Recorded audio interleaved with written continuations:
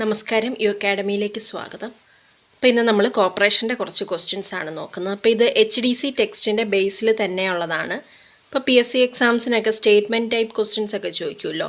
അപ്പോൾ അതിന് യൂസ്ഫുൾ ആയിട്ടുള്ള കുറച്ച് പോയിൻറ്റ്സ് നമുക്ക് നോക്കാം. Important funds maintained by NCUI.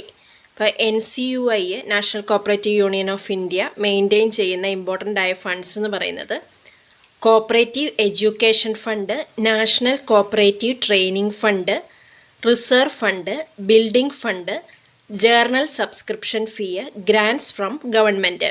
അപ്പം NCUI മെയിൻറ്റെയിൻ ചെയ്യുന്ന ഇമ്പോർട്ടൻറ്റ് ഫണ്ട്സ് എന്ന് പറയുന്നത് cooperative education fund, national cooperative training fund, reserve fund, building fund, journal subscription fees, grants from government.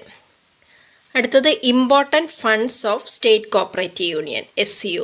അപ്പം സ്റ്റേറ്റ് കോപ്പറേറ്റീവ് യൂണിയൻ്റെ ഇമ്പോർട്ടൻറ്റ് ഫണ്ട്സ് എന്ന് പറയുന്നത് affiliation fees and renewal fees, cooperative education fund, journal subscription fees, tuition fees, grants from NCUI and government. അപ്പോൾ state cooperative യൂണിയൻ്റെ important ആയിട്ടുള്ള funds എന്ന് പറയുന്നത് affiliation fees and renewal fees, cooperative education fund, journal subscription fees, tuition fees, grants from NCUI and government. Institute of cooperative management KICMA is a professional management institute set up by state cooperative union.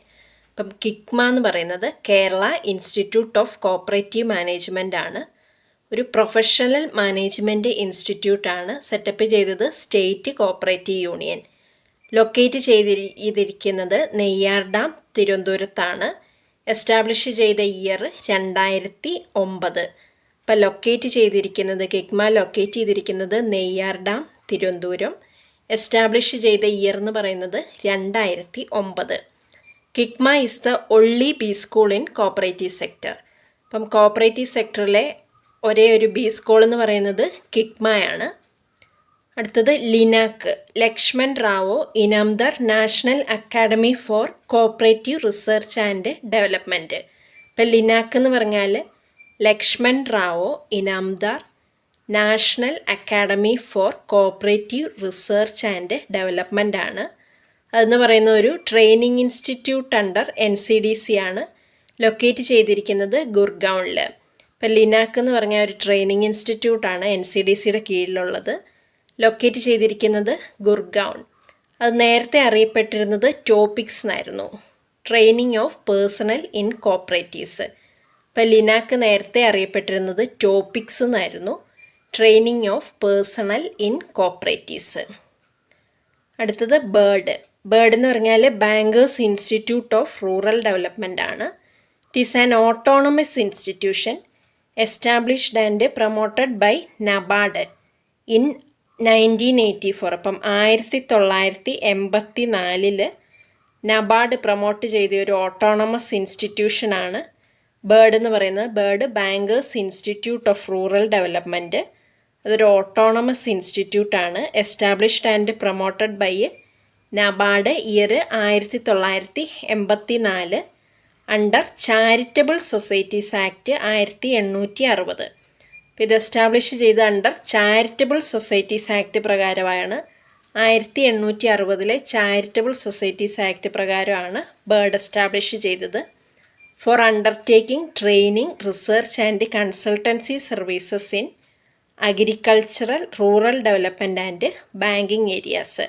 ഇത് establish ചെയ്തതെന്ന് വെച്ചാൽ four undertaking training, research and consultancy service in agricultural, rural development and banking areas. ഇപ്പോൾ situate ചെയ്തിരിക്കുന്നത് ലക്നൗവിലാണ്, UP. ഇപ്പോൾ bird situate ചെയ്തിരിക്കുന്നത് ലക്നൗ. ഇപ്പോൾ ഈ points ഇതുപോലെ കൊടുത്തിരിക്കുന്നതെന്ന് പറഞ്ഞാൽ HDC ടെക്സ്റ്റിൻ്റെ ബേസിലാണ്. അപ്പം ഇതിൽ പോലെ തന്നെ ചോദിച്ചു കഴിഞ്ഞാൽ എഴുതാൻ വേണ്ടിയിട്ടാണ് അതിലെ ചെറുതായിട്ടുള്ള പോയിൻറ്റ്സ് നമ്മൾ കൊടുത്തിരിക്കുന്നത്.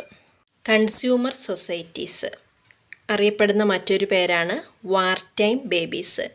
Consumer societies are also known as war time babies.